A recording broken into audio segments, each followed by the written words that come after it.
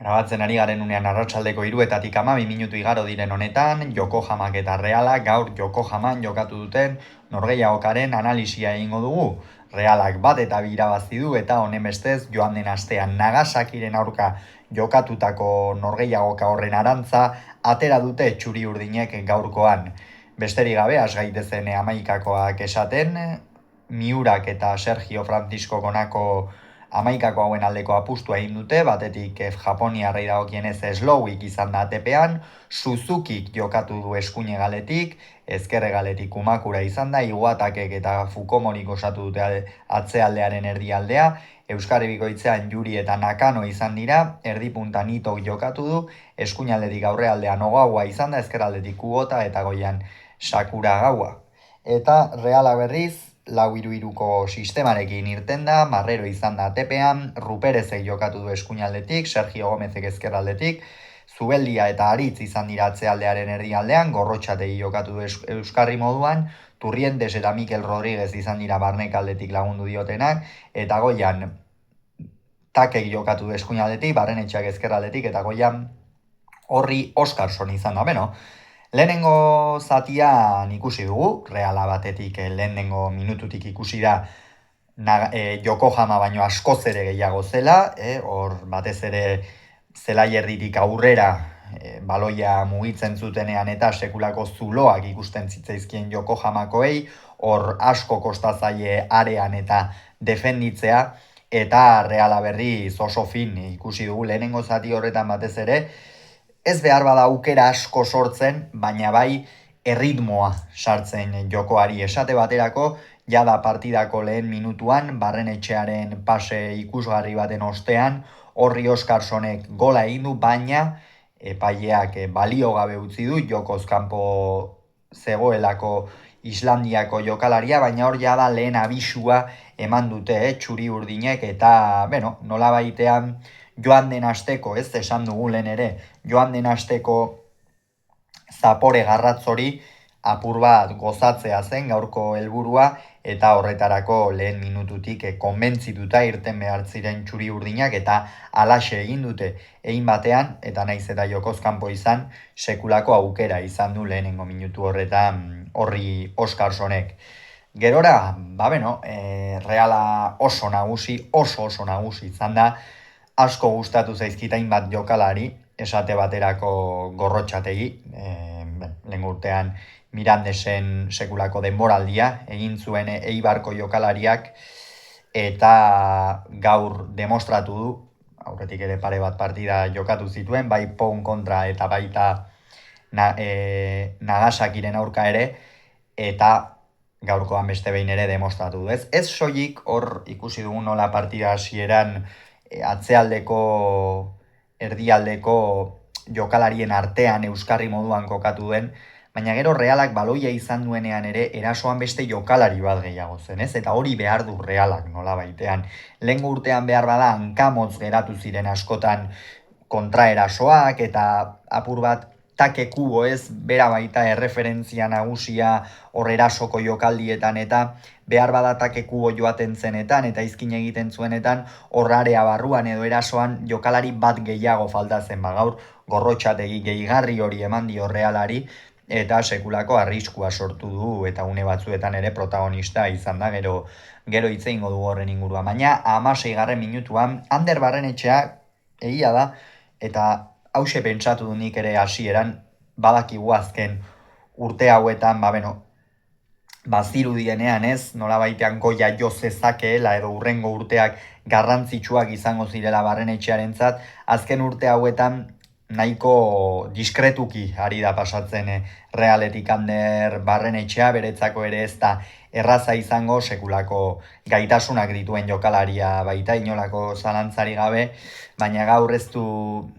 aurreko denboraldietan ez du hori erakutsi, ez ditu gaitasun horiek behar bezala erakutsi behar bada, eta gaur partida hasieran ere kosta zaio apur bat, baina nik uste pixkanaka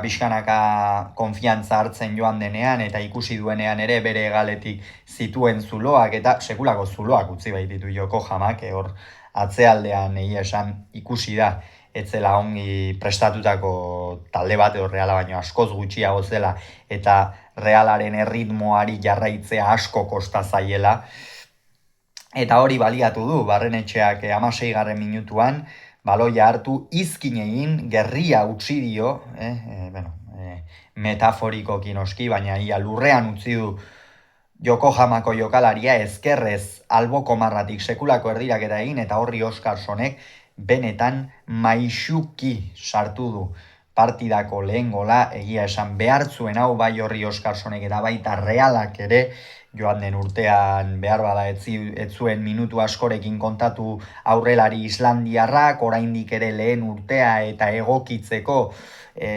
unea zuen behar bada, baina gaurkoan jada lehenengo momentutik behintzat sekulako erakustaldia eman du, eta erakustaldia emateaz gain protagonista izan da gainera, eta hori lehen gol horretan ikusi dugu, eta benetan pozgarria da horri Oskarson goleatzaile da bilela ikustea, eta arean ere grin handiarekin ikustea, eta honek are gogo gehiago sortu dizkit datorren datorren asteazkenean Osasunaren aurka jokatuko den partida hori ikusteko, eta partida horretan zer gertatuko den ikusteko, ez gaurkoan Yokohamaren aurka izan da, teorian behintzat askoz ere maila bajuagoko taldea da Yokohama, baina Osasuna lehen mailako talde baten aurka ea zer moduz modatzen den Reala, eta hori ere partida ikustekoa izateaz gain garrantzitsua izango da, nik uste Sergio Franciscoren taldearentzat inolako zalantzarik gabe. Sergio Francisco ere azken partida hauetan, lehen partida hauetan, beretzako lehen partida hauetan, zenbait mugimendu egiten ari da, gauza asko probatzen, horretarako dira aurre denboraldiak, une honetan gainera jokalari asko ditu, ez da inor irteten, ez da inor etortzen, orduan dituzun jokalari horiekin apur bat moldatu egin behar dituzu partidak naiz eta etorkizunean behar bada asko esaterako Sadik, Carlos Fernández, Xeraldo Becker ere hortik handabil irteteko, zenbait jokalari ez gaurkoan esate baterako, Beckerrek ez du minuturi jokatu, Sadik ez da deialdian ere izan, Carlos Fernándezek ez du minuturi jokatu, zenbait jokalariren errealitatearen edo etorkizuna izan daitekenaren bistak gaurkoan ere eman ditu Sergio Franciscok, bai lehen zatiko 11koan eta baita bigarren zatiko 11koan ere. Lehen zatian golaren ostean egia da hor Realak apur bat txakalaldi txiki bat izan duela, pentsatzen genuen Yokohama askoz ere gutxiago zela eta behar bada gehiago kostako zitzaiela, baina vertikaltasun handia erakutsi dute batean, eta une batzuetan ere areara iritsi dira, eta hor batez ere Sergio Gomezen egal horretatik sekulako mina egin dute gaur. Sergio Gomezen partida oso diskretua iruditzen zait, ezker egal horretan ipintzen badu, erasoan askoz ere presentzia gehiago eduki beharko luken jokalaria dela, baina gaurkoan ez du izan, ez da askotan igo, Barreneri askatasun handia utzi dio hortik, Mikel Rodríguez ez da asko agertu eta hor oso barnekaldetik bezala ikusi dugu Getariako jokalaria, eta Beñat Urrientesek, argiak eta itzalak izan ditu Beasaindarra gaurkoan azken hilabete hauetan eta azken urtean batez ere kritikatua izan den jokalaria izan da, apur bat Barrenetxeari gertatu zaiona ez ote zaion gertatu ez, bazirudiela urrengo urteetan goia joko zuela eta sekulako maila emango zuela, baina apur bat bere horretan zintzilik geratu den jokalaria izan dela, baina gaur nik uste egin dituela mugimendu hon batzuk, behar bada ez da protagonista izan ere, eta aparteko protagonismorik ez du izan, baina Sergio Franciscok konfiantza du beregan, erakutsi du aurre denboraldian jokatu diren 3 norgehiagok hauetan, eta nik uste jokatuko direnetan are gehiago erakutsiko duela eta are gehiago islatuko duela Beasaindarraren ganduen konfidantza hori, eta ea urtengo denboraldian zerbait polita egiteko aukera behintzat eta apur bat protagonismo hori ez, gehigarri hori lortzeko aukera duen Beñat Urrientesek Martin Zubimendiren irteerarekin esate baterako beretzako oso denboraldi aproposa baita goia jotzeko eta lehen taldean titular bezala ere asentatzen joateko. Gero 42. minutuan iritsi da bigarren gola, penaltia egin diote Gorrotxategiri, hemen zalantza handiak ditut, epaileak asmatu ote duen ala ez, epaia japoniar bat izan da, izena ere ez dakit.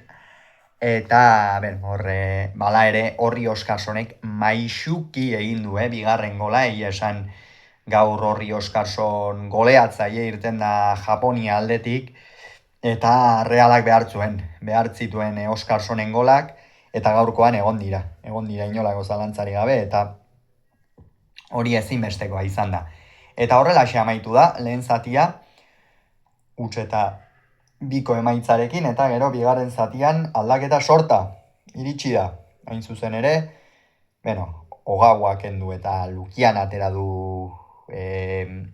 Yokohamak, ez ditugu denak banan esango Yokohamakoenak, Nakano atera eta Ogura atera da, Fukumori atera eta Endo sartu da, Kumakura atera eta Yamazaki sartu da, Ito atera eta Paulo sartu da, eta realean Take Kubo irten da, esan dugu Take Kubok partida ona egin duela, ez du golik sartzerik izan, pare bat aukera izan ditu kanpora joan zaizkionak, baina orokorrean erakutsi du bere mailan dagoela, sasoi puntu honean dagoela, eta naiz eta ez duen distira handirik ere atera, partidak eta aurre denboraldi aurrera doan enean, bere maila berreskuratu eta urten Realari beste behin erasoan sekulako gehigarria emango diola iruditzen zait Kubok. Gorrotxategi, esan dut, gustatu zait, ikeragarri gainera, euskarri moduan egoteaz gain hor ibili baita, Eibarko jokalaria barnekaldetik eta erasoan, eta apur bat zelaiaren gune guztietan ibili da, Realak behar du, halako jokalari bat, ez euskarri soil bat, baizik eta areara ere iristen den jokalari bat, eta hori gaurkoan Gorrotxategik erakutsi du izan dela. Karrikaburu eta Martin irten dira, Karrikaburu ez du bere arratsaldea izan, egia esan bigarren zatian oso desberdine ibili da Reala, ez dugu bat ere fin ikusi talde txuri urdina, erasoan kamuts, apur bat behar bada, egaletan ez egaleko jokalari puru horiek, ez erabat egalekoak diren jokalari horiek ez edukitzeak, behar bada horrek ere eragina izan du eta hortik jokatu nahi izateak, eta ez gehiago barnekaldetik jokatu nahi izateak horrek ere eragina izan du, gainera atzealdean sartu dioten gola ere, Yokohamak bigarren zatian egin baitu gola, gol horrek esate baterako Jon Patxekoren bertsioa eta unea ere zalantzan jartzen ditu, inolako zalantzari gabe, eta ikusiko dugu zer gertatzen den Jon Patxekorekin, baina maila asko hobetu beharko du, denboraldian zehar minutuak izan nahi baditu behintzat Elizondoko jokalariak. Eta pixkanaka partida aurrera joan da, Pablo Marin iruditzen zait ez dela bere postuan aritu, Brais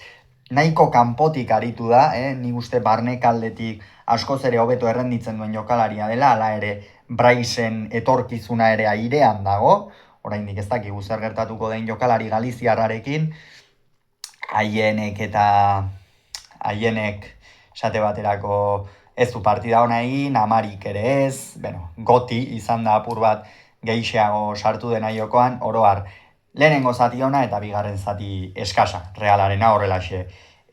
labur bildu daiteke gaurko norgehiagok hau, amaitu da Realarentzat Japoniako ibilbide hau, lehen partida Nagasakiren aurka esan bezala galdu egin zuten, gaur irabazi egin dute Yokohamaren aurka, baina bigarren zatian irudi nahiko eskasa erakutsiz, urrengo partida ostegunean izango da, Osasunaren aurka, Zubietan ea bertan zer gertatzen den.